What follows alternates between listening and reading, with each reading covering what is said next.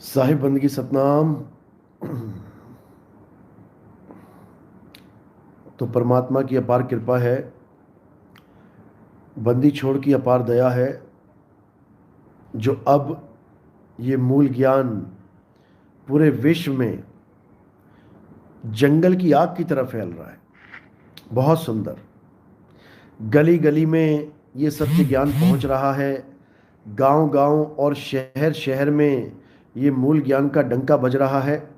जिस गांव में हमारा एक बार सत्संग हो जाता है, उसके बाद वहाँ के जीव ऐसे जिज्ञासु जीव, ऐसे विवेकी बन जाते हैं कि जाने के बाद हर नुक्कड़ पे ज्ञान चर्चा चलती है। पूरा पूरा महीना, पूरा पूरा बीत जाता है ज्ञान चर्चा में। ये भक्त बताते हैं हमें, बहुत अच्छी बात है, क्योंकि ऐसे ही बच्चा बच्चा जागेगा और घर घर में सतनाम का डंका बजेगा। ये बहुत जल्दी होगा। सतनाम सतनाम जय सतनाम। ये वो सतनाम नहीं है जो हंस मुनि कालदूत जिस सतनाम की बात करता है कि उस सतनाम से मुक्ति नहीं होगी। ये वो सतनाम है जिससे बच्चा बच्चा मुक्त होगा, जिससे बड़े से बड़े पापी तर जाएंगे सतनाम का सिमरन करके। बोला भी गया वाणी में, सत्य नाम को सिमर के तर गए पतित अनेक, और तेही कारण नहीं छोड़िए सत्य नाम की टेक। तो सत्य नाम बहुत ही बड़ा गुप्त भेद है मेरे भाई। सतनाम जल्दी नहीं मिलता। जन्मों जन्म बीत जाते हैं, तब जाके कोई भेदी गुरु हमारे जीवन में आता है और हमें सतनाम का भेद बताता है। समझो। जय सतनाम जय सतनाम। तो आज जो बात मैं आपको बताने जा रहा हूं, क्योंकि मैंने आज के लाइव का नामकरण भी यही किया है, बहुत जरूरी संदेश।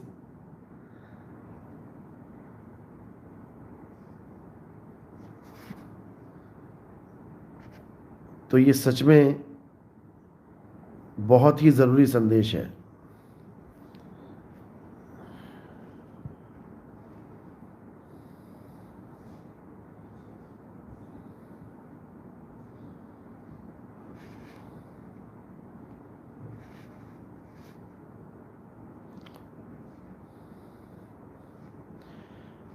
हाँ, तो मैं कह रहा था कि जरूरी संदेश क्या है।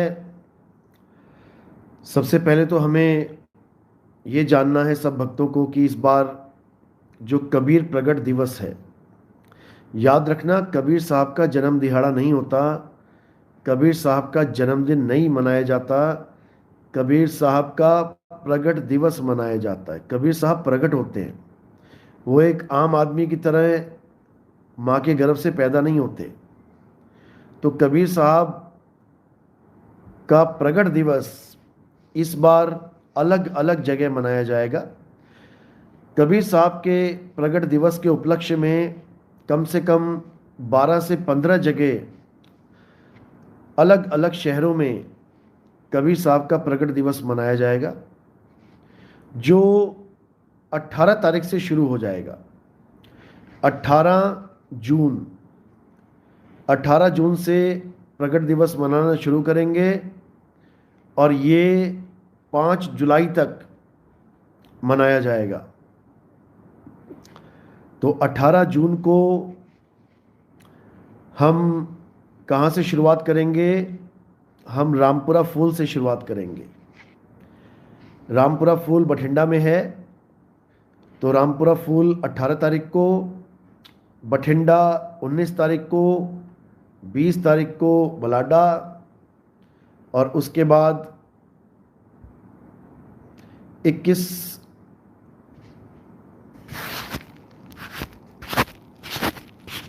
को कंपिल में, 23 तारीख को कंपिल और कासगंज में, 24 तारीख को वाराणसी में, 25 तारीख को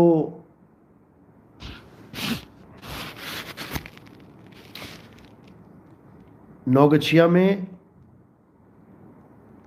26 को मधेपुरा में, 28 को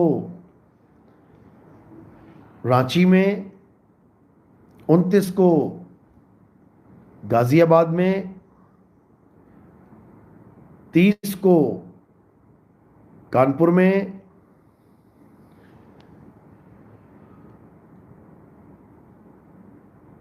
2 तारीख को इंदौर में, 3 तारीख को दाहोद में गुजरात में, 4 तारीख को अमरेली में और 5 तारीख को अहमदाबाद में। तो ये 5 जुलाई तक कबीर प्रकट दिवस के उपलक्ष्य में सत्संग होंगे। कबीर प्रकट दिवस ही मनाया जाएगा एक तरह से। इसमें आपने सबने बढ़ चढ़ के हिस्सा लेना है और प्रदेश के हिसाब से अपने अपने जहाँ पर भी पास लगता है वहाँ पे आना है। गाजियाबाद में पता ही आपको भव्य प्रोग्राम होता है, पहले भी हुआ है और अब भी होगा।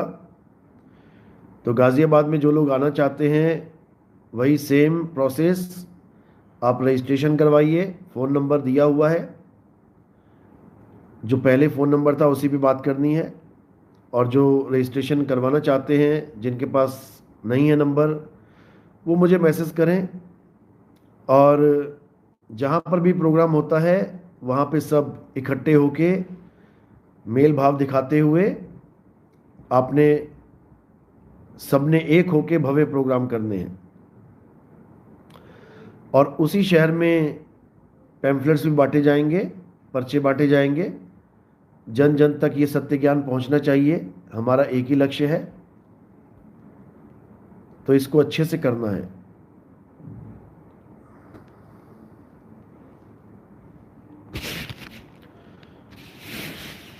जिनकी भी ड्यूटी लगी है, जो सेवादार हैं, अपने अपनी मैनेजमेंट में सब एक्टिव हो जाओ और जो जो सेवा दी होती है उसको अच्छे से करना है आपने।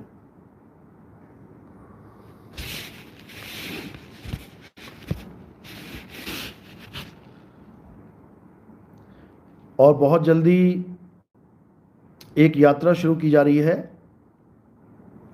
वो यात्रा कश्मीर से लेके कन्याकुमारी तक की यात्रा होगी, जो हमारे भक्तों के द्वारा शुरू की जाएगी बहुत जल्दी, जुलाई के बाद। जो भी भगत उसमें इन्वॉल्व होना चाहते हैं, क्योंकि वो यात्रा गाड़ियों में, कारों में होगी, कश्मीर से चलेंगे और पहला पड़ाव दिल्ली में होगा। यानी पहली यात्रा कश्मीर से दिल्ली की होगी। 3 भागों में इस यात्रा को बांटा गया है। तो पहली यात्रा कश्मीर से होती हुई, अलग अलग शहरों से होती हुई, सतनाम के झंडे लहराती हुई पूरी की जाएगी। जितनी भी कारें होंगी उसमें सब में सतनाम का झंडा लगेगा और हर शहर में होती हुई हज़ारों हज़ारों पर्चे बांटते हुए हम दिल्ली पहुंचेंगे और दिल्ली पहला पड़ाव होगा।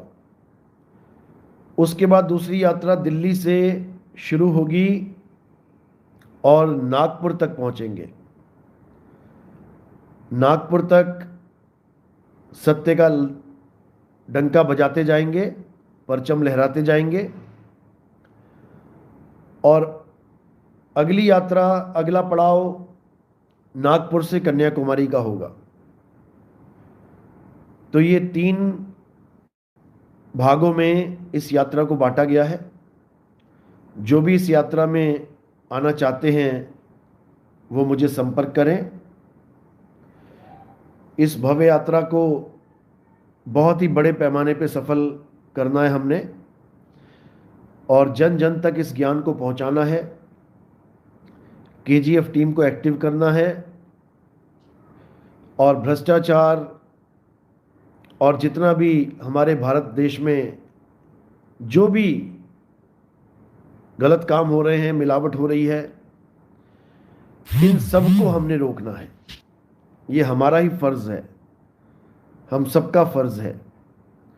तो केजीएफ की टीम अब एक्टिव हो जाए और इस यात्रा में जो भी आना चाहता है मुझे मैसेज करे। क्या लिख के भेजना है आपने मेरे नंबर पे 9256111007। इस पे आपने लिखना है यात्रा, YATRA, या फिर हिंदी में लिख के भेज सकते हैं। कंडीशंस क्या हैं इसमें आपको मैसेज के द्वारा बता दिया जाएगा कि क्या कंडीशन है, क्योंकि इसमें कंडीशन भी लागू है, ऐसे ही नहीं उठ के आ सकता कोई भी।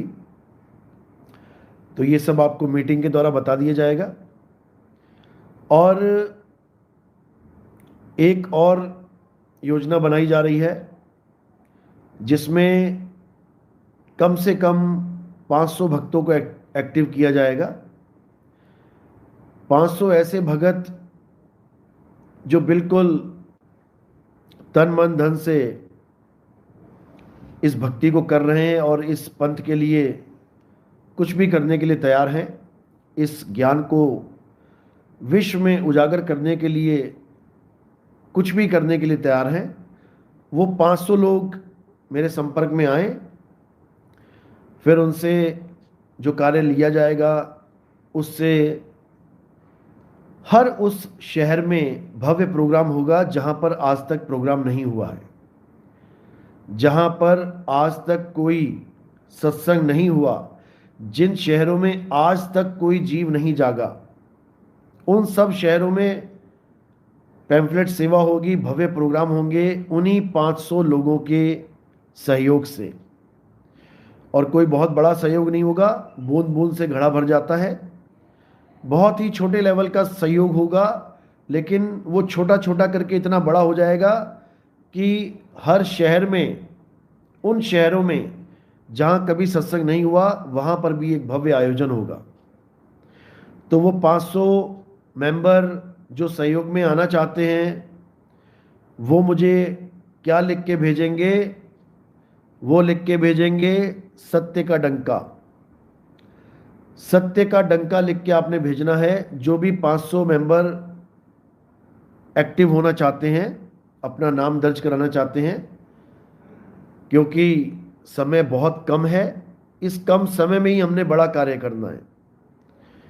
कब कौन इस दुनिया को छोड़ के निकल जाए, कब किसका समय खत्म हो जाए, कुछ नहीं कह सकते, लेकिन उससे पहले पहले हमने वो काम करके जाना है इस दुनिया में कि दुनिया याद करेगी, जीवों के कल्याण के लिए, जीवों के भले के लिए। तो जो भी इसमें इन्वॉल्व होना चाहता है, इस योगदान में शामिल होना चाहता है, जो पहले से योगदान कर रहा है वो नहीं, जो पहले से सेवा में योगदान कर रहा है, उनके अलावा जो 500 बिल्कुल नॉन एक्टिव बैठे हुए हैं वो लोग योगदान करेंगे। अब सतनाम सतनाम।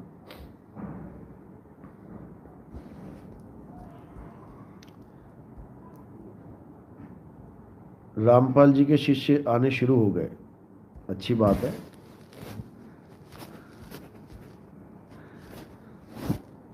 और जो आजकल डिबेट पर कई वीडियोस बन रही हैं और डिबेट पे कई पोस्टर बैनर बन रहे हैं, रामपाल जी के चेले पता नहीं क्या क्या वीडियो बना बना के डाल रहे हैं। पहले तो मैं उनको ये कहना चाहूँगा कि देखो भाई, हमारी कोई दुश्मनी तो है नहीं कि नितिन दास की तुम्हारे साथ कोई दुश्मनी है, बिल्कुल भी नहीं है।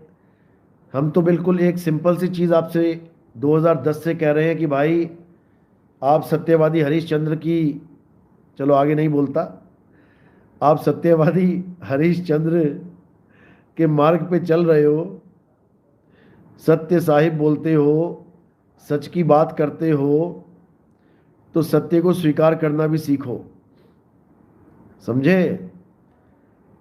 हमारा केवल आपसे एक ही विनय है, विनती है कि आपने जो अपनी ज्ञान गंगा में, जो आपका धार्मिक ग्रंथ है, आपने उस ज्ञान गंगा में हमारे प्रथम आचार्य सदगुरु मदन साहिब की जो वाणी आपने बिना पूछे छापी है।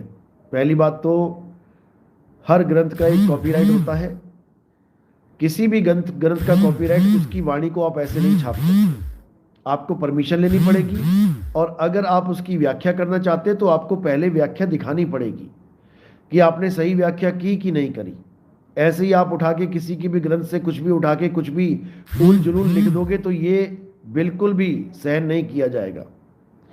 तो हमने तो तुमसे बस इतनी बात करी 2010 से कि हमारे गुरु जी का नाम लिखो उस दोहे के आगे और इज्जत के साथ उनको एक संत की पदवी दो। जैसे आप बाबा नानक की बात करते हो, बाबा नानक देव के आगे संत लगाते हो, रविदास जी के आगे संत लगाते हो, मीराबाई के आगे संत लगा देते हो, और भी कई संतों के आगे संत लगा देते हो, लेकिन आपने जिस संत की वाणी यूज करी, सोई गुरु पूरा कहावे दो अक्षर का भेद बतावे, उसको आपने रंभदूत बना दिया।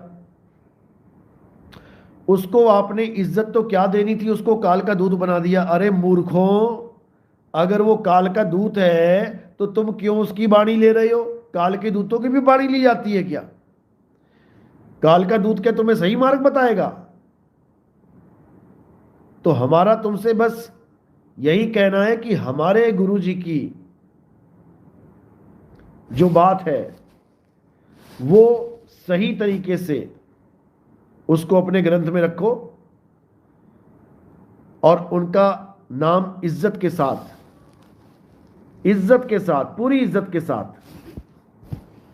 उसमें छापो। तुम कहते हो ये ग्रंथ राधा स्वामी वालों के ग्रंथ से हमने लिया है। अरे तो राधा स्वामी वालों ने तो हमारे गुरुजी के नाम पे पूरी पुस्तक छाप दी, मदन साहिब के नाम पे पूरी पुस्तक छाप दी उन्होंने अपना हिसाब पूरा कर दिया। उन्होंने एक वाणी ली थी हमारे गुरुजी की, हालांकि 4 साल मुझे चक्कर लगाने पड़े उनके आश्रमों के, उनके पाठियों से मिलता रहा, मैं बताता रहा उनको कि हमारे गुरुजी की वाणी है भाई ये। आप अपने गुरुजी से कहो कि अगर वाणी छापिए तो उनके बारे में कुछ खुलासा भी करें, बताए भी उस पंथ के बारे में। तो वो इंसान इतने सच्चे हैं राधा स्वामी लोग, बाबा जी, उन्होंने हमारे गुरुजी के नाम पे पूरा ग्रंथ ही छाप दिया। हालांकि उन्होंने झूठ लिखा, उन्होंने ये बात झूठ लिखी कि ये दिल्ली के ये ग्रंथ हमें दिल्ली की लाइब्रेरी में मिला। उन्होंने ये बात झूठ लिखी है कि ये ग्रंथ दिल्ली की एक लाइब्रेरी में मिला। अगर ये दिल्ली की लाइब्रेरी में मिला तो इस ग्रंथ का दोहा तुम्हारे पास कैसे आ गया? संत मत प्रकाश भाग 4 में वो दोहा कैसे आ गया? जब ग्रंथ ही तुम्हारे पास नहीं है तो दोहा उड़ता हुआ तुम्हारे पास कैसे पहुंच आया? तो यहां पे इनकी चोरी तो पकड़ी जाती है, लेकिन फिर भी ये रामपाल जी महाराज से लाख गुना अच्छे हैं जिन्होंने हमारे प्रथम आचार्य सतगुरु मदन साहिब के नाम पे पूरा ग्रंथ छाप दिया। हालांकि उस ग्रंथ के अंदर अर्थ का अनर्थ किया हुआ है, उन्होंने अर्थ का अनर्थ किया हुआ है। जहां जहां पर मदन साहिब ने 5 नामों का खंडन किया, इन लोगों ने वो 5 नाम का जाप करने की सलाह दे डाली। जहां जहां मदन साहिब ने अक्षर का खंडन किया, इन लोगों ने उन्हीं अक्षरों के नाम को पकड़ा के जीवों को भरमा दिया।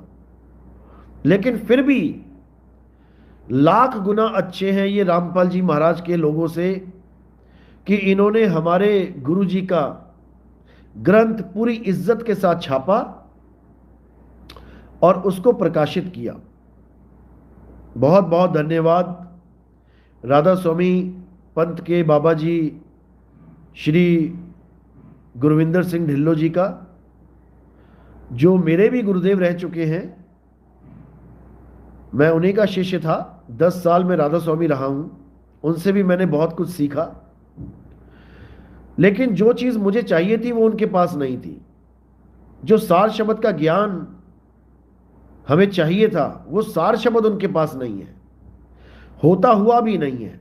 है तो सार शब्द सबके पास, लेकिन सार शब्द से विमुख होके अनहद नाद में उलझ गए हैं। बस फर्क इतना है। सार शब्द सबके पास है, नर नारी और कीट पतंगा।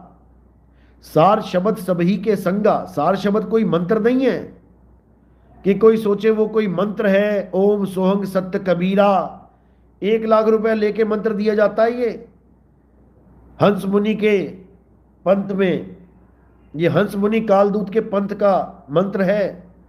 ये 12वें पंथ का मंत्र है, ओम सोहंग सत्य कबीरा। 1 लाख रुपए में मिलता है ये, लेकिन हम तुम्हें फ्री में बता दे रहे हैं। तो ये नाम, ये सब जाली नाम है, ये सब नकली नाम है। ओम कलियम हरियम शरियम फरियम, ये सब नकली नाम है। ये ब्रह्म गायत्री मंत्र हैं। यानी ब्रह्म काल और गायत्री उसकी घरवाली काल और माया को खुश करने के लिए ये मंत्र बनाए गए हैं। ये ब्रह्म गायत्री मंत्र को ही पार ब्रह्म मंत्र बना के बैठ गए। ये बताओ, अरे पार ब्रह्म की बात करते हो, परम ब्रह्म की बात करते हो और ब्रह्म गायत्री मंत्रों को रट रहे हो, तुम्हारा के तो बेड़ा गर्क होवेगा। तो बेड़ा गर्क मत करो, उस सार शब्द वस्तु को जानो। वो सार शब्द कोई मंत्र नहीं है, वो वस्तु है। और सारी उम्र बीत गई गाते हुए। क्या बोल रहे हैं? अधर द्वीप तह गगन गुफा में है निज वस्तु सारा। सारा यानी सार वस्तु है। वो सार वस्तु है। कहां पे है वो? अधर द्वीप गगन गुफा में। वो ये मंत्रों में नहीं फंसी पड़ी है कहीं। तो निकलो इस मंत्रों के जाल से। तो अब क्या करना है? अब सत्य को जानना है, सत्य को। और बात रही डिबेट की, तो डिबेट तो ये करने से रहे। इनके बस की बात नहीं है डिबेट करना। नाच न जाने आंगन टेढ़ा, एक कहावत है, इन्हीं के ऊपर फिट की गई है। वो बनी इन लोग के लिए है। एक पहलवान था, उसने सबको चैलेंज कर दिया कि कोई है मेरे मुकाबले आ जाओ। अब एक पहलवान जिसने इस ललकार को सुना, उसने कहा ठीक है फिर आ जाओ। अब वो पहलवान थोड़ा ज्यादा तगड़ा था, जिसने उस ललकार को, उस न्योते को, उसको सुन के हामी भर दी कि हां मैं लड़ूंगा। तो उस पहलवान ने क्या किया? जिसने निमंत्रण दिया था सबको, जिसने होका लगाया था, जिसने आवाज दी थी कि आओ मेरे साथ कुश्ती लड़के दिखाओ, वो उसके अखाड़ों की बातें लेके बैठ गया। नहीं मैं तुमसे नहीं लड़ूंगा। पूछा क्यों भाई? तुमने अपने अखाड़े वालों को ऐसा बोला, तुमने अपने अखाड़े वालों को वैसा बोला, तुम्हारे अपनी अखाड़े वालों से नहीं बनती। अरे मूर्खों, किसकी अखाड़े में नहीं बनती, किससे उसका लेना देना है, किससे उसकी बातचीत होती है नहीं होती है, उससे तूने क्या लेना भाई? हैं? तू चैलेंज कर रहा है तो स्वीकार कर। तुम ऐसे बोलते हो, तुम वैसे बोलते हो अपने आश्रम के संतों से। अरे मैं कैसे बोलता हूं वो मेरी कहानी है, जिससे मैं बोलता हूं वो उसकी कहानी है। तेरी कहानी कहां से आ गई बीच में? हैं? हद कर दी इन लोगों ने। मतलब बहाना मार दो कि गुरुजी जेल से आए हैं, वो बोलने में थोड़ा दिक्कत हो रही है, बूढ़े हो गए हैं, बोल नहीं पा रहे हैं, या वो दांतों की जो दवाई खाता था उनके दांतों में बहुत ज्यादा मवाद पड़ गया है, ऐसा हो गया वैसा, कुछ ऐसा बोलते, कुछ ऐसा बहाना मारते कि हाँ लगता कि फिजिकली फिट नहीं है बंदा। बहाने क्या मार रहे हैं? तुमने आश्रम वालों को ऐसा बोला, तुमने आश्रम वालों को वैसा बोला, आश्रम में ऐसा हुआ। अरे तूने क्या लेना है? तुमने क्या लेना हमारे आश्रम में क्या हुआ? हमें पता है क्या हुआ है। हम जानते हैं अपने आश्रम वालों को, वो हमें जानते हैं, हम उन्हें जानते हैं। तुमने क्या लेना है? तुम ज्ञान चर्चा करो, तुम्हारे पास ज्ञान है कि नहीं वो देखा जाएगा, कि तुम आश्रमों के झगड़े लेके आओगे कि आश्रमों में ऐसा होता है वैसा होता है। हद कर दी इन लोगों ने। हमारे आश्रम में साधु संत जितने भी हैं, ये सब कुछ को छोड़ के ये सब गांजा पीते हैं, ये तंबाकू जर्दा खाते हैं। उनके साथ मेरी बहस चली, कुछ भी हुआ, भाई इससे तुम्हें क्या लेना है? इससे तुम्हें क्या लेना है? तुम ज्ञान चर्चा करो। वो 3 साधुओं की फोटो खड़ी कर, उनकी शक्ल तो देख लो। वो गांजे में धुत है, खड़ा भी नहीं हुआ जा रहा उससे। वो काला वाला जो खड़ा है साथ में, वो सत्संग करके साथ ही साथ जो बंदगी मिलती है, साथ ही साथ गांजा फूकता है। वो 1 नंबर का गंजेड़ी है वो। मैंने इन लोगों का विरोध किया आश्रम में कि ये गांजा फूकना बंद करो। इन लोगों ने अपनी अलग से पार्टी बना के मेरे खिलाफ ही मुहिम छेड़ दिया, मेरे गुरु के कान भर दिए मेरे ही खिलाफ। भरे मंच पे मैंने माफी मांगी थी, इसलिए कि मैंने इन लोग को यह कह दिया कि आज के बाद गांजा नहीं पिएगा आश्रम में कोई। इन लोग को मिर्ची लग गई कि नितिन दास हमें हुक्म दे रहा है कि हम गांजा नहीं पिएंगे, ये कल का आया हमें सिखाएगा। ठीक है भैया, तुमने गांजा पीना है तुम पियो, हम आश्रम छोड़ देते हैं। हमने छोड़ दिया आश्रम। और तीनों खड़े होके कह रहे हैं कि ऐसा हो गया वैसा हो गया। वो वीडियो दिखा दिखा के बचने की कोशिश कर रहे हैं ये लोग कि हमारे गुरु के साथ डिबेट ना हो जाए इसकी, नहीं तो धोएगा अच्छे से आधे घंटे के अंदर। आधे घंटे में निबेड़ा कर दूंगा सत्य असत्य का, क्या है सत्य क्या है असत्य। आओ तो सही, आओ तो सही।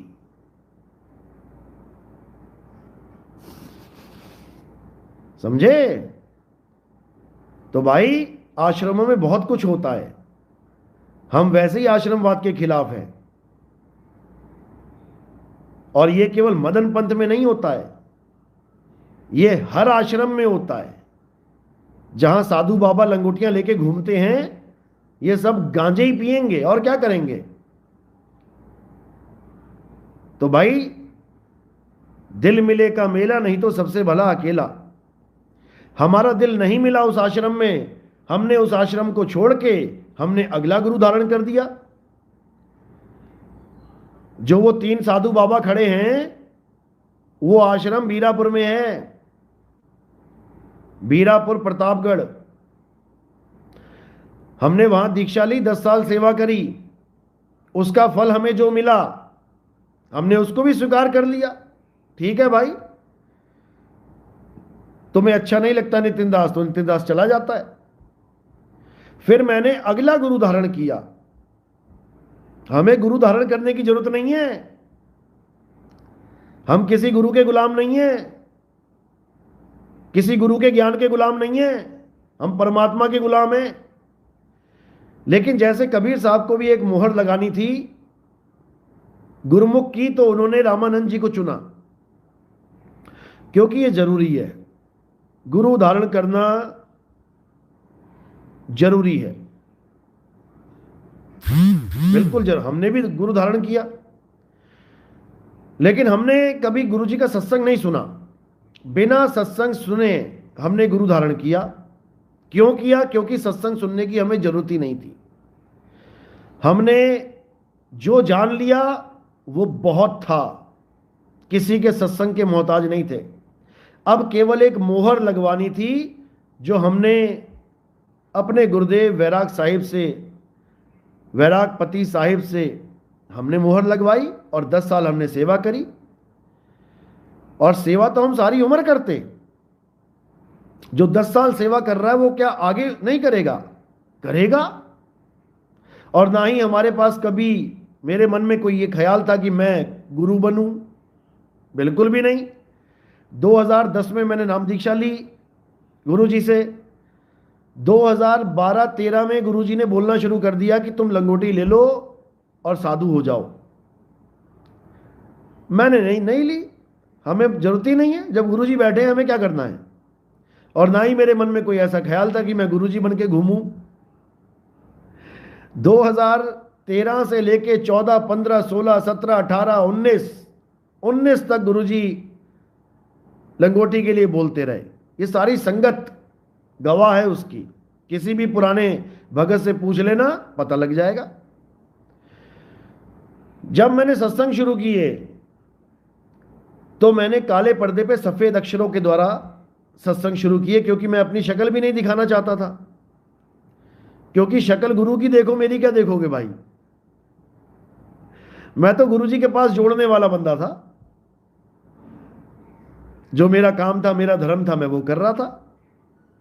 ना ही मुझे अपनी शक्ल दिखाने का कोई शौक था। 2018 से मैंने सत्संग शुरू किए, 2020 तक मेरी शक्ल ही नहीं देखी किसी ने।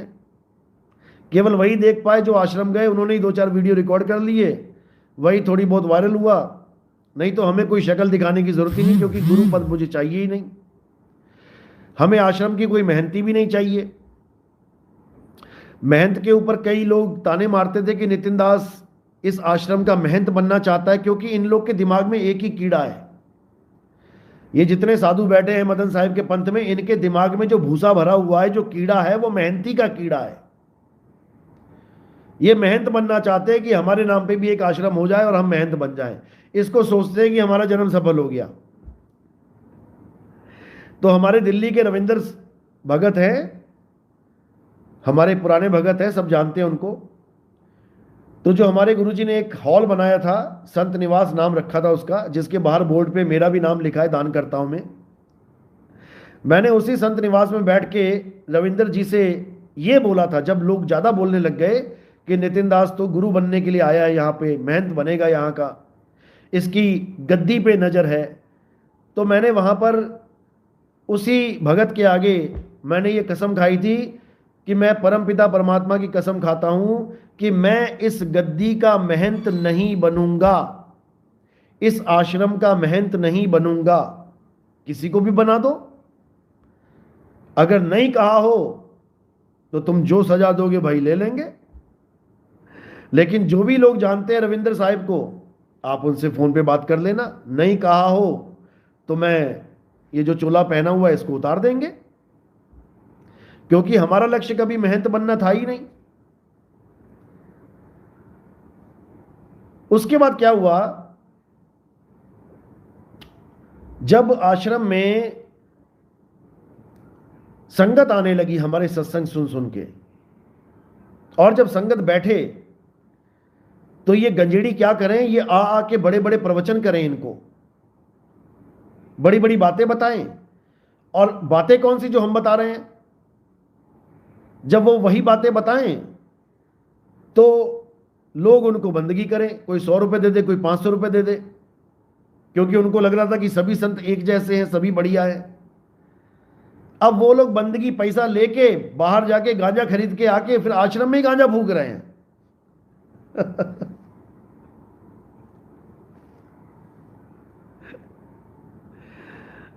तो जब मुझे भक्तों ने बताया कि भाई ये क्या ड्रामा चल रहा है, तो मैंने सत्संग किया और उसमें इन लोगों की थोड़ी क्लास लगा दी। ये लोग साथ के साथ चले गए गुरुजी के पास और उनको पता नहीं क्या क्या बोल के, क्या क्या कान भर के मंच पे ले आए। और मंच पे गुरुजी कह रहे हैं कि नितिन दास ने ये बहुत गलत किया। मैंने कहा ठीक है, गलत किया तो मैं माफी मांग लेता हूं। मैंने अपने उसी मंच पे माफी मांग ली। भाई अगर गुरुजी को गलत लग रहा है कि गांजा पीने वालों के खिलाफ आपने बोल दिया, तो ठीक है, आपको गांजे वाले प्यारे हैं, आपको गांजे वाले प्यार। आज तक वो सब आश्रम में आते हैं, गुरुजी के साथ बैठते हैं, मंच पे बैठते हैं, ढपली बजाते हैं और गांजा फूंकते हैं, गुरुजी को कोई आपत्ति नहीं है।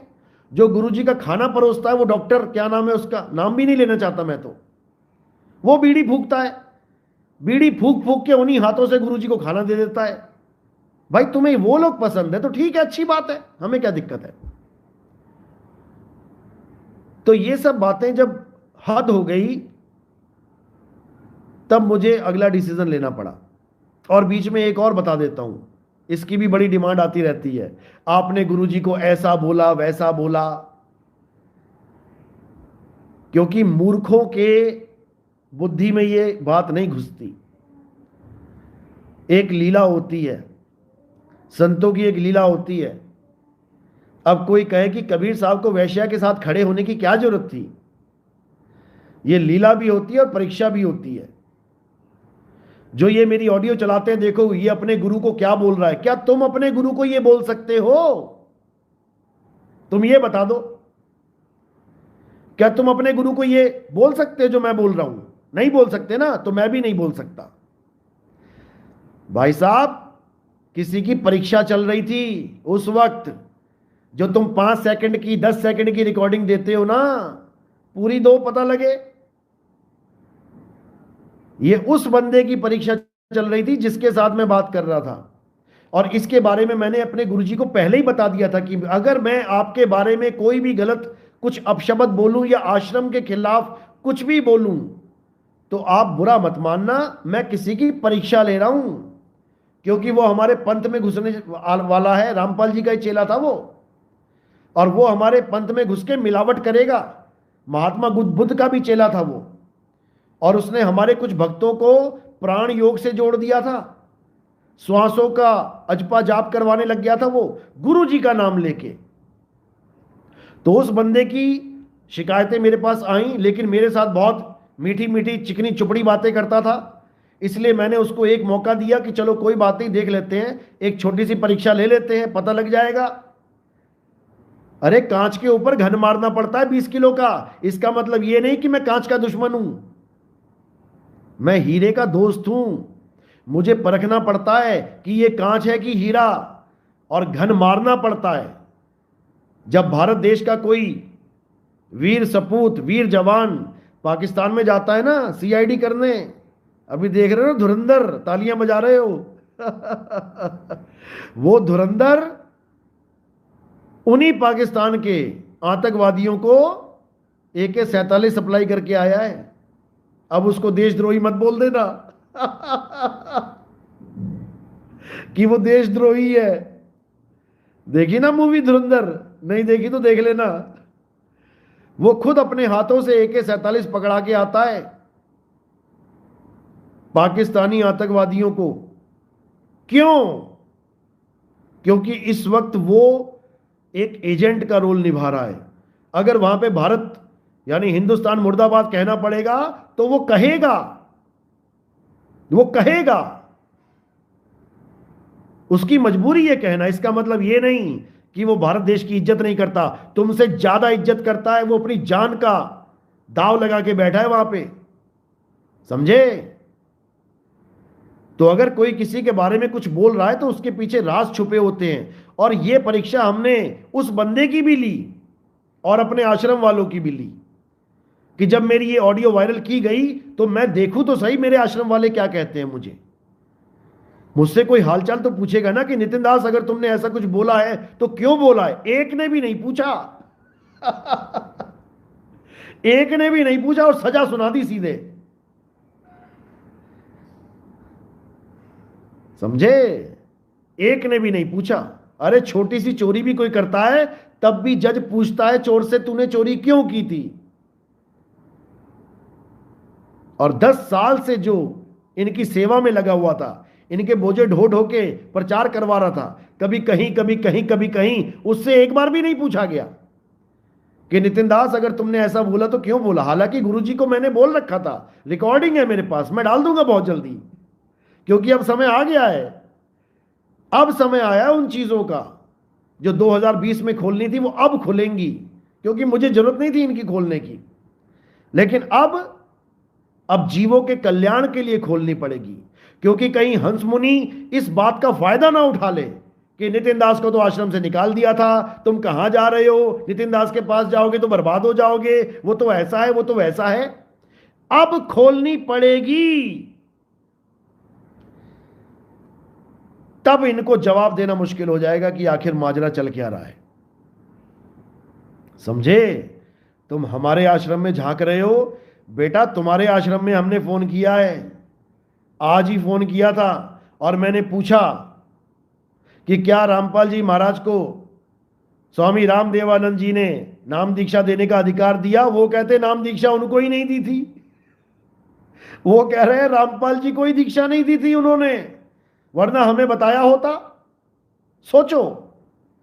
और ये क्या कह रहे हैं कि स्वामी रामदेवानंद जी ने मुझे कहा कि बेटा तुझे कबीर मिलेंगे। अगर स्वामी रामदेवानंद जी ने रामपाल जी को कहा होता कि तुझे कबीर मिलेंगे, तो सबसे पहले अपने सारे प्यारे भक्तों को बोलते कि रामपाल जी को कबीर मिलेंगे, जाओ इनसे आगे का ज्ञान लेके मोक्ष को प्राप्त करो। तब तो स्वामी देव रामदेवानंद जी की जय बोलो, क्योंकि पक्षपात से रहित होकर उन्होंने सबको असली मार्ग बता दिया। अरे उनके चेले उनको छोड़ के कभी गए नहीं तुम्हारे पास, एक भी चेला दिखा दो रामदेवानंद जी का जो रामपाल जी के पास आया हो। क्या रामपाल जी का ही कल्याण करने के लिए कबीर साहब आएंगे, बाकी भक्तों का कल्याण नहीं करना है क्या? और रामदेवानंद जी को अगर ये बात पता है तो आगे नहीं बताएंगे क्या? उनको भी जलन है कि रामपाल जी के पास भीड़ लग जाएगी। ये बेवकूफ बनाना बंद करो, समझे? बहुत जल्दी तुम्हारे आश्रम में पहुंच के वहां से वीडियो बना दूंगा, नहीं तो तलवंडी में। लेकिन हमारा ये मकसद नहीं है। ये झगड़े, आश्रमों के लफड़े, ये सब होते आए, इसी में तो जनता पागल हो गई, बेवकूफ बन गई। हमारा एक सिद्धांत होना चाहिए कि सच्चा नाम क्या है। सच्चे नाम को ही पंजाबी में सतनाम कहते हैं, सतनाम, सच्चा नाम। ना काल सच्चा, ना अक्षर पुरुष सच्चा, तो दोनों का नाम मिलके सच्चा नाम कैसे हो जाएगा? इन मूर्खों को समझ में नहीं आता। तो आगे क्या हुआ? आगे जब इन आश्रम वालों के साथ मेरी नहीं बनी, तो मैंने क्या किया, मैंने इनको इनके हाल पे छोड़ दिया। ठीक है भैया, तुम अपना भजन भक्ति करो, हम अपनी भजन भक्ति करते हैं। गुरुजी ने लंगोटी दे दी थी मुझे 29 तारीख 7वें महीने पे। उसके बाद से मैं प्रचार कर रहा हूं। मैंने कभी पलट के इन लोगों को कोई जवाब नहीं दिया, क्या बोलते हैं क्या नहीं बोलते। आश्रम से बहुत सारी वीडियोस बनी, नितिन दास ऐसे, नितिन दास वैसे। मैं भी मजे में लगा रहा, चलो भैया करते रहो, क्या फर्क पड़ता है। क्योंकि ये भी एक परीक्षा है। इन वीडियो को सुनने के बाद, इन वीडियोस को सुनने के बाद जो आश्रम की तरफ से मेरे खिलाफ बनी थी, उसको सुनने के बाद भी जो भगत मेरे साथ जुड़े, असल में वही हीरे मुझे चाहिए थे। मैं कांच इकट्ठे करने नहीं आया हूं, मैं यहां पे कांच इकट्ठा करने नहीं आया हूं, मैं यहां पे हीरे माणिक लाल इकट्ठे करने आया हूं। तो जो इन सब आश्रम के वाद विवादों से निकल के हमारे साथ जुड़े, उनको मैंने अपनी छाती से लगा के रखा। वो मेरे हीरे माणिक लाल हैं। हमें इससे कोई फर्क नहीं पड़ता कि हमें कोई क्या बोलता है, वो उसका नजरिया है। भाई शेर को देख के कोई कहे कि ये कुत्ता है, तो उसको दिखाई दे रहा होगा, शेर को इससे फर्क नहीं पड़ता। तो चलता रहा, सब चलता रहा बढ़िया। फिर मैंने क्या किया, क्योंकि हमारे पंथ में हमारे बंदी छोड़ सतगुरु कबीर साहब ने हमेशा ये बोला कि भले कोई गुरु है कोई चेला है, दोनों मालिक की भक्ति करते हैं। दोनों में से एक दूसरे को कोई पार नहीं कर सकता, परमात्मा ही पार करता है, वो सार शब्द ही पार करता है। समझो। तो कबीर साहब ने बोला, गुण मिले तो गुरु बनाओ और चित्त मिले तो चेला, मन मिले तो मित्र बनाओ वरना फिर वो अकेला। तो जब गुण नहीं मिले हमारे, उनको गंजेड़ी भंगेड़ी पसंद थे और हमें पसंद नहीं थे, तो मैंने सोचा कि अब हमें आगे बढ़ना चाहिए। आगे बढ़ने में कोई बुराई नहीं है, आगे बढ़ने में कोई बुराई नहीं है। और वैसे आगे बढ़ने का कहना यह भी नहीं है कि इससे आगे का ज्ञान हम कहीं पकड़ें। ज्ञान तो यही है जो मालिक ने दे दिया। मोहर लगवानी थी तो आगे लगा लेते हैं, कोई बात नहीं, इसमें क्या बड़ी बात है। तो मैंने इसी पंथ के हमारे सतगुरु मदन साहिब के द्वारा जो पंथ चल रहा है, कबीर पंथ, यथार्थ कबीर पंथ, उसी में मैंने एक गुरुजी हैं, थे, अब तो नहीं है, और बहुत बुजुर्ग थे वो, बहुत ज़्यादा उनकी खस्ता हालत थी। मुझे लगता था कि वो मेरे लिए ही इंतजार कर रहे हैं बस। जीवन लीला समाप्त कई बार होने का अंदेशा हुआ, बहुत बुरी हालत रही उनकी, लेकिन वो मुझे ही नाम दीक्षा देने के लिए इस संसार में रुके हुए थे। मुझे ऐसा लगा, मुझे ही लंगोटी देने के लिए वो रुके हुए थे, क्योंकि जैसे मैंने लंगोटी ली उसके कुछ दिनों के बाद उन्होंने शरीर छोड़ दिया। और परमात्मा ने देखो क्या लीला करी कि उनका नाम भी वैरागपति साहिब था। यानी मेरे नाम के आगे मेरे जो गुरुजी का नाम था वैरागपति साहिब, उसी नाम को दोबारा स्थापित कर दिया।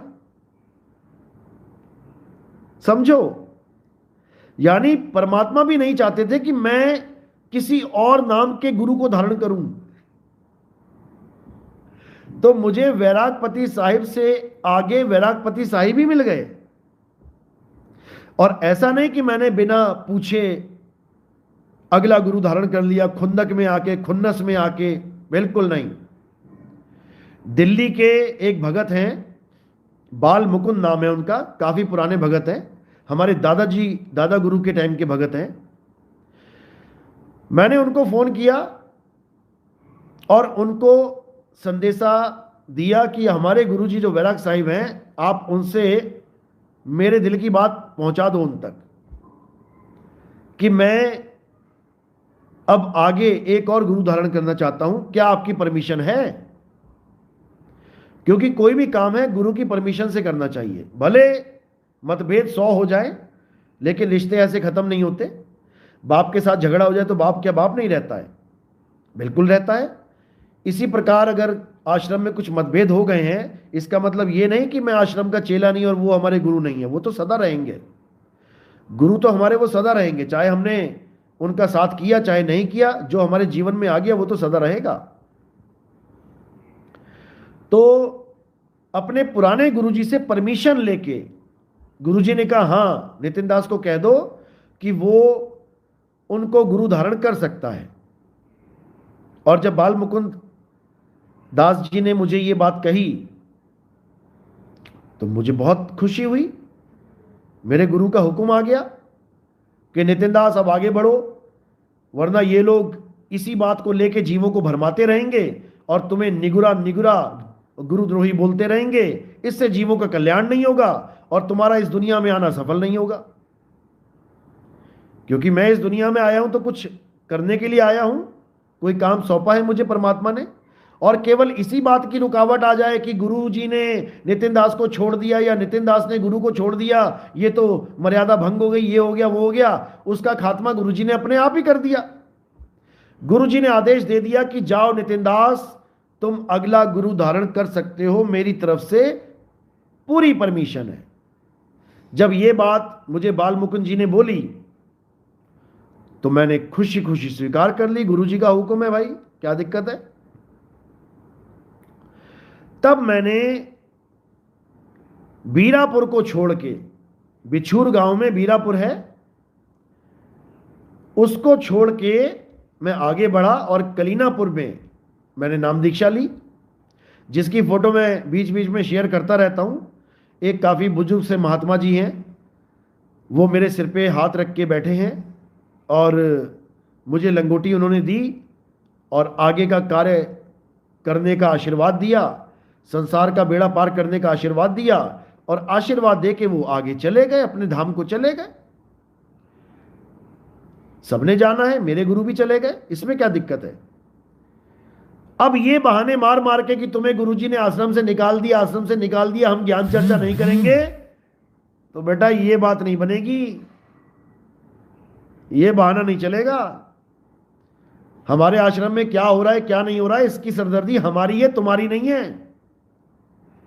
समझे। तुमने किसी से पंगा ले लिया, उसके किसके साथ पंगे हैं नहीं है वो तुमने नहीं देखना है, जिससे पंगा लिया उसके साथ निपटो। तो ये लोगों को भ्रमित करने वाली जो बातें हैं, इससे कुछ होने वाला नहीं है। चाहे आधे घंटे चाहे 1 घंटे, आप ज्ञान चर्चा करवा के तो देखो, आपको पता लग जाएगा सच्चा ज्ञान क्या है, झूठा ज्ञान क्या है। तुम्हारे आश्रम में ऐसा, तुम्हारे आश्रम में वैसा, तुमने क्या लेना हमारे आश्रम से। ज्ञान चर्चा करना है कि निंदा चुगली करनी है। और अगर नहीं करना चाहते तो मत करो, कौन कह रहा तुम्हें। लेकिन जो हमारे गुरुजी का दोहा चोरी करके बैठे हो, चोरों ओ चोरों, उसके आगे हमारे गुरुजी का नाम लिखो इज्जत के साथ, समझे, इज्जत के साथ। श्री संत मदनपति साहिब कहते हैं, सोई गुरु पूरा कहावे, 2 अक्षर का भेद बतावे, एक छुड़ावे एक लखावे, तब प्राणी निज घर को जावे। ऐसा लिखो। और उसके बाद लिखो, 2 प्रकार के अक्षर ओम सोहंग नहीं है। 2 प्रकार के अक्षर कौन कौन से हैं? एक 52 अक्षर और दूसरा आदि अक्षर। उसके बाद ये दोहा लिखो, 52 अक्षर जीव आधारा और आदि अक्षर जीभ्या से न्यारा, वाही को सत सिमरण कहिए, सिमर सिमर नर उतरो पारा। ये दोहा लिखो कबीर साहब का, साथ में जो ये प्रमाणित करता है कि वो 2 अक्षर कौन से हैं। कहे कबीर अक्षर 2 भाख, होगा खसम तो लेगा राख। तुम कहां से 3 नाम उठा के लेके आ गए? तुम कहां से 3 नाम उठा के लेके आ गए? और जो ये तुम वीडियो बना रहे हो कि पहले 4 शंकराचार्यों से डिबेट करके आओ तब हमारे गुरुजी से डिबेट करना। अरे शंकराचार्य ने मुझे बुलाया क्या? क्या शंकराचार्य ने चिट्ठी भेजी थी कि आओ नितिन दास ज्ञान चर्चा करो? हैं? तुमने कहा था आ जाओ कोई चर्चा करो, एक भी पॉइंट में मुझे कोई कच्चा कर देगा तो संतई छोड़ दूंगा। ये शंकराचार्य ने थोड़ी नहीं कहा था, ये तुम्हारे गुरुजी ने कहा है। या तो शब्द वापस ले लो, मना कर दो, कह दो गुरुजी तुम्हारे बस की बात नहीं है। बताओ, एक आदमी जा रहा था रास्ते पे, एक लंगड़ा हो इधर आ, मुझसे पंगा लेके दिखा। और जब आदमी वहां गया तो कह रहा नहीं, पहले मेरे घर के साथ में ये 4 घर हैं, इनसे लड़के दिखा। अरे उनसे क्यों लड़ेगा वो यार? बता, तू कौन मैं खामखा? अरे तेरी टांग टूटी पड़ी है तो क्यों पंगे ले रहा है तू आते जाते लोगों से? कमाल हो गई। चारों शंकराचार्यों से ज्ञान चर्चा करके आओ। अरे शंकराचार्य ने थोड़ी नहीं बुलाया मुझे ज्ञान चर्चा करने के लिए कि मैं उनसे ज्ञान चर्चा करूं जाके। हद हो गई ये तो। और हमें कोई शौक नहीं चढ़ा तुम्हारे साथ ज्ञान चर्चा करने का। हमें कोई फर्क नहीं पड़ता तुम्हारे इस पाखंडवाद से।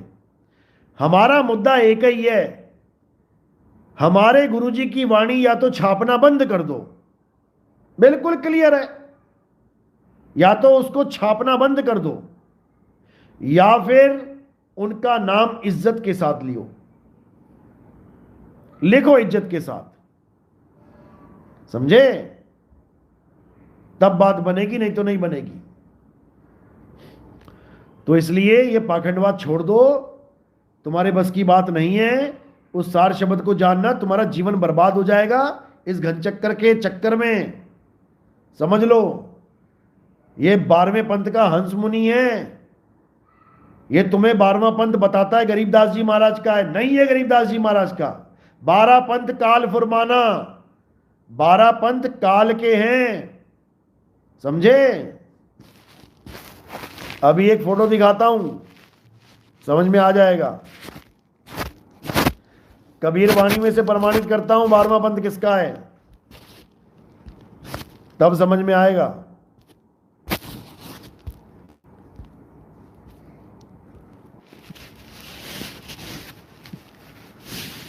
तो जो 12वां पंथ है वो गरीबदास जी महाराज का बता के बेवकूफ बनाया इन्होंने। जबकि 12वां पंथ किसका है, इसका स्क्रीनशॉट ले लो आप लोग।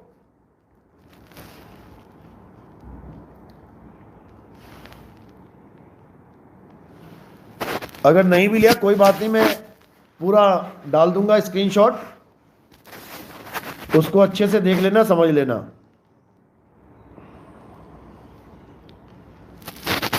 तो ऐसे जीवों को भरमाने के लिए 12वें पंथ का कालदूत बना दिया किसे? गरीबदास जी महाराज को। और ये बाणी अपने ऊपर फिट कर ली कि 12वें पंथ हम ही चले आए, 12वें पंथ हम ही चले आए बोल के क्या कह दिया कि मैं आया हूं गरीबदास जी के पंथ में, कबीर।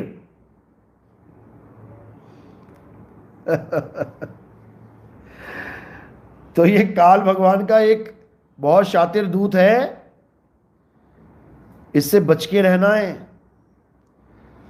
इसी हंस मुनि के बारे में बोला कबीर सागर में कि ये बहुत बड़ा बड़ा ज्ञान बताएगा जीवों को, सबको ज्ञानी बना देगा। अक्षर चट्टू, गीता में ये लिखा है, वेदों में ये लिखा है, बाइबल में ये लिखा है, कुरान में ये लिखा है। अरे लिखा बहुत कुछ है लेकिन तू समझ नहीं पाएगा। कुरान को दिखा दिखा के क्या बोलते हैं ये लोग? कुरान को दिखा दिखा के क्या बोलते हैं कि 7 दिन में परमात्मा ने सृष्टि बनाई। मेरी आवाज आ रही है? म्यूट कैसे हो गया भाई? मेरी आवाज आ रही है? Sound is coming fine. आधे म्यूट बोल रहे हो, आधे फाइन बोल रहे हो। किसी कालदूत का साया लगता है मुझे।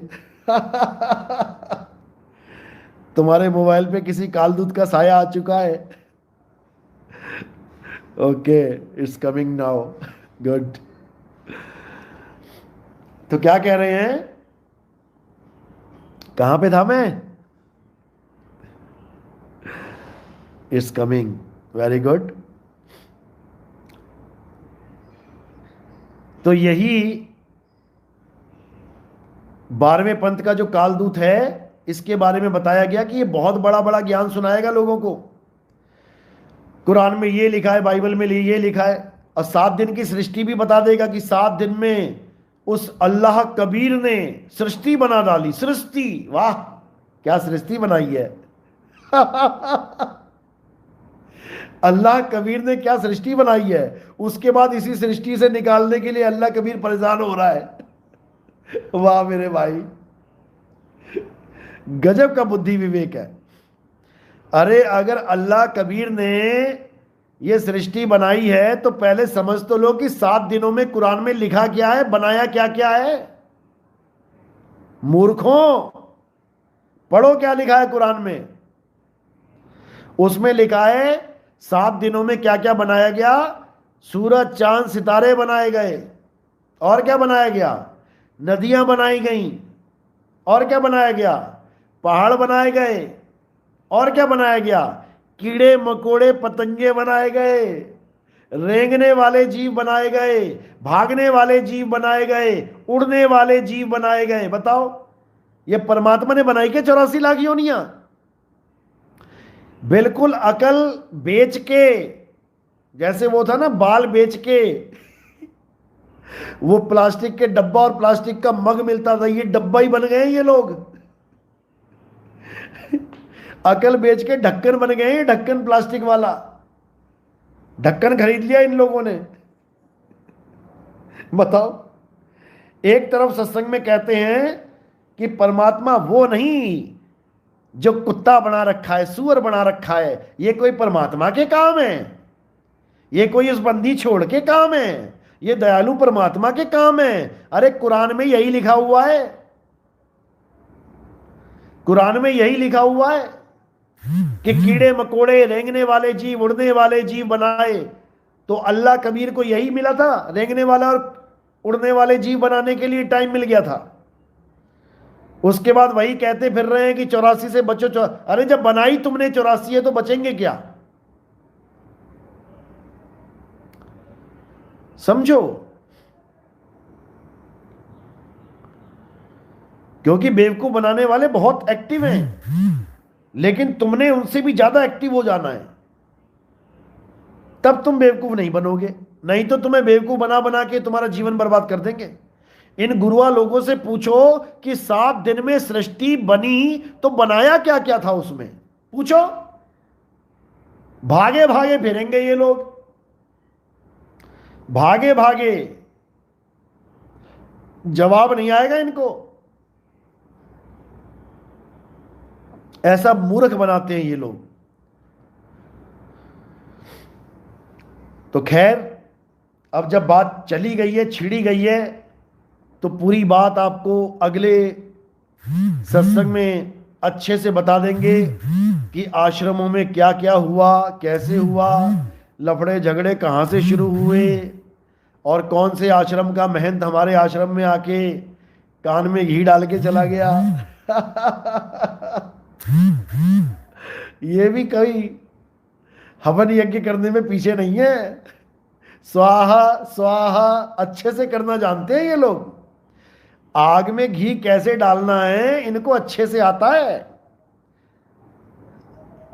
इनकी सारी प्रक्रिया, इनके सारे कारनामे बहुत जल्दी आएंगे अब आपके सामने, क्योंकि अब मजबूरी बन गई है मेरी।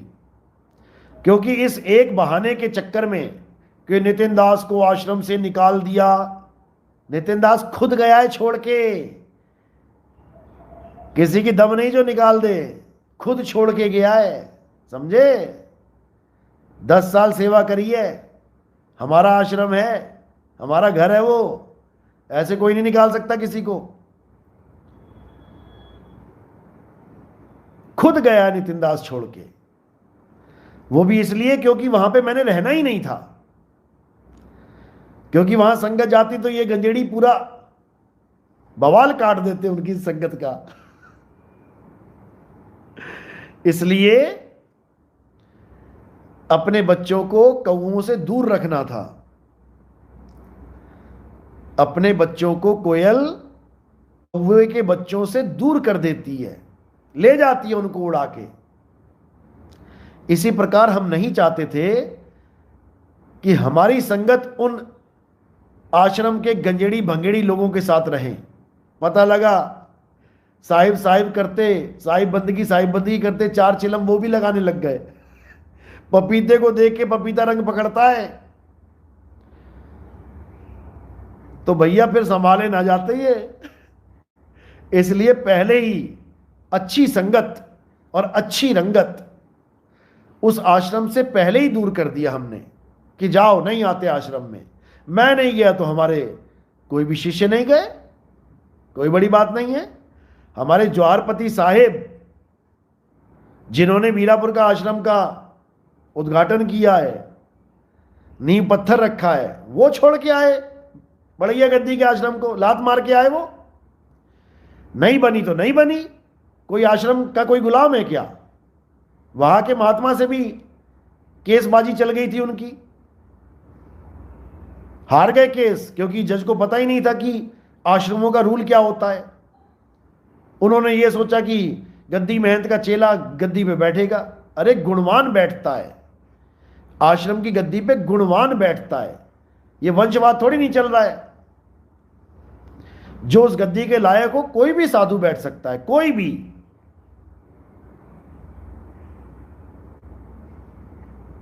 समझे? तो हालांकि ये आश्रमों की बातें मैंने छेड़नी नहीं थी, लेकिन ये जो हंस मुनि के चेले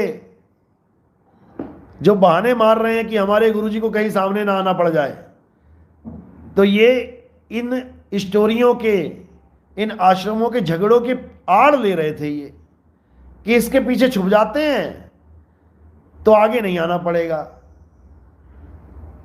ये आड़ ले रहे थे हमारे आश्रम के झगड़ों की। और ये कहते हैं जो 6 वीडियो बनाई हैं उनका जवाब दो। अरे मैंने 209 बनाई हैं, 209 बना के तुम्हारे हजारों चेले छोड़ के तुम्हें हमारे पास आ गए। 209 में से एक का भी जवाब दे दे, एक का भी दे दो। 209 में से किसी भी एक सत्संग का जवाब दे दो, बना दो वीडियो जरा। अभी दूध का दूध पानी का पानी हो जाएगा। तुम्हारा खुलासा सुन के सत्संग का दुनिया तुम्हें पहले ही छोड़ देगी, मेरे कहने से पहले। क्योंकि तुम लोगों ने आत्मा को भी मार दिया। एक वीडियो बनाई है इन्होंने, उसमें कहते हैं आत्मा की भी मृत्यु हो जाती है। बताओ, अरे निकम्मो, चूहे की भी आत्मा नहीं मरती, मच्छर की भी आत्मा नहीं मरती कभी, और तुम कह रहे हो कि आत्मा की मृत्यु हो जाती है। हद हो गई। बताओ, कृष्ण जी को गीता में कह रहे हैं कि ये कृष्ण जी कह रहे हैं कि तेरे और मेरे कई जन्म होते हैं, तो मृत्यु भी तो होती होगी, मृत्यु भी होती होगी, लेकिन किसकी होती है ये ना समझ पाइए अज्ञानी। इसी दोहे के इसी श्लोक के आगे क्या लिखा है अगले श्लोक में, कि यद्यपि मैं अजन्मा हूं। ये क्यों नहीं समझ में आता तुम्हें? इतना समझ में आता है तेरे और मेरे कई जन्म हो गए, कई मृत्यु हो गई। अरे अगले श्लोक में अजन्मा कौन है फिर, यही बता दो। ईश्वर अंश जीव अविनाशी, ये इन मूर्खों के कभी पल्ले पड़ ही नहीं सकता, कभी नहीं पड़ सकता। समझे?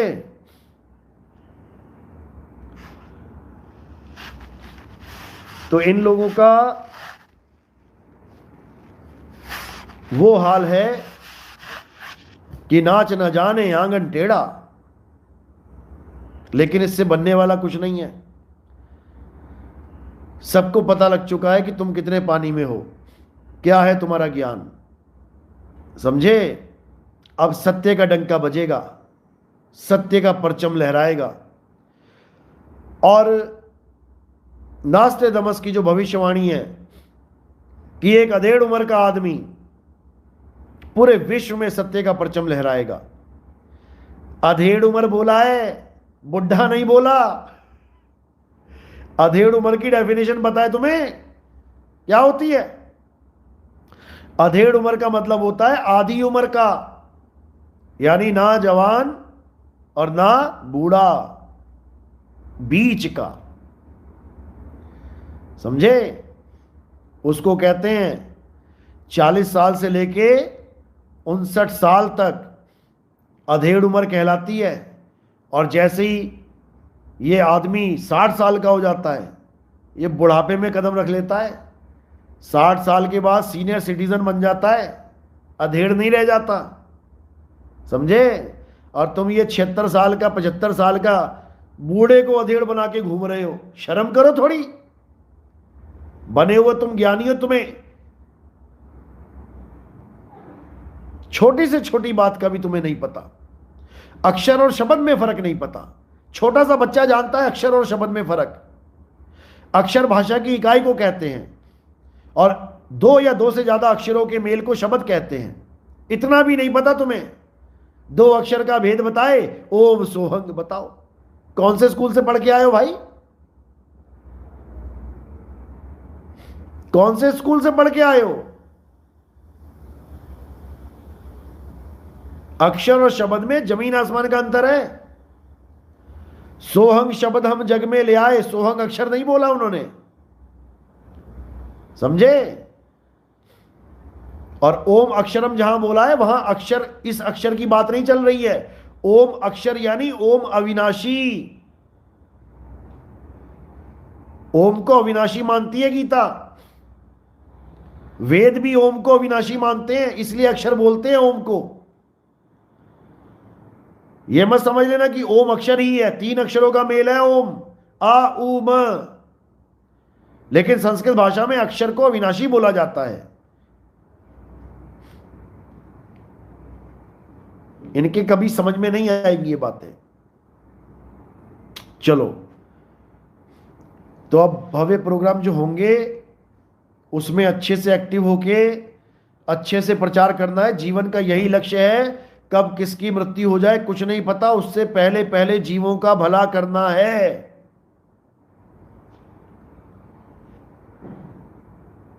समझ लो। चलो, तो आज का संदेश यहीं समाप्त करता हूं मैं। जो संदेश देना था मैंने दे दिया। अब आगे की बात जल्दी करेंगे। साहिब बंदगी सतनाम, जय बंदी छोड़ की, जय सतनाम। और जैसा कि मैं हमेशा कहता आया हूं कि प्रचार प्रसार में योगदान बहुत अच्छे से करो। इन जीवों को जगाना है। इससे पहले कि किसी की मौत आ जाए, उससे पहले हमारा ये जरूरी संदेश उस तक पहुंच जाए। सब मालिक के जीव हैं। यहां पे अरबों खरबों करोड़ों कमा के यहीं पे रह जाएगा।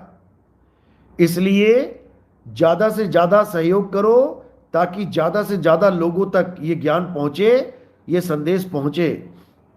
योगदान करने के लिए मैंने आपको जोधपुर का जो जो संस्था का स्कैनर है वो भी दे रखा है, और जो प्रचार में योगदान करना चाहते हैं वो मुझे भी संपर्क कर सकते हैं। उनको स्कैनर दे दिया जाएगा। और अच्छे से प्रचार करो, अच्छे से इस ज्ञान को लोगों तक पहुंचाओ। घर बैठे भी सेवा कर सकते हो।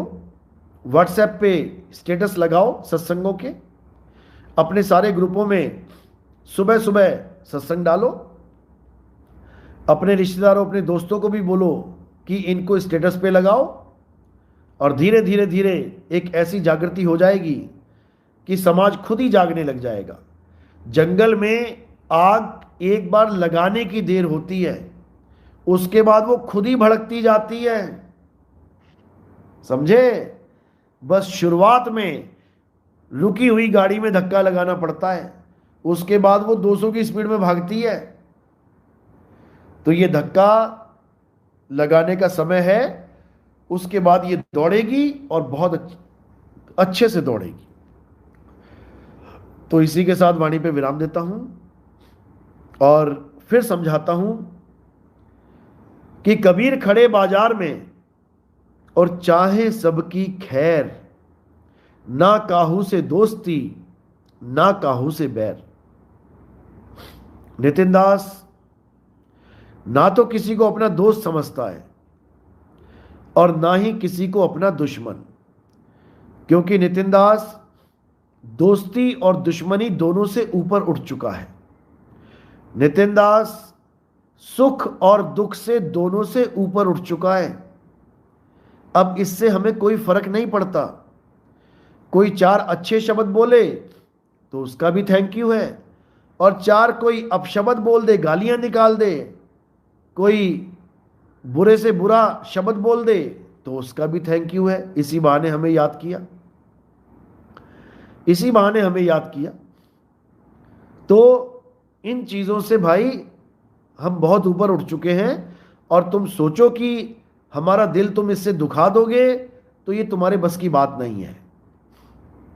किसी के बस की बात नहीं है कि नितिन दास का दिल दुखा सके, वो भी मेरी बुराई करके। ये तुम्हारे बस की बात नहीं है, भूल जाओ। हां, तुम्हारे लिए मैं दुआ जरूर कर सकता हूं, और वो मैं सबके लिए करता हूं।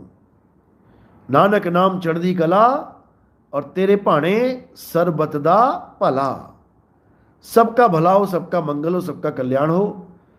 इसी उम्मीद के साथ अब मैं वाणी पे विराम देता हूं। साहिब बंदगी सतनाम, जय बंदी छोड़ की, जय सतनाम।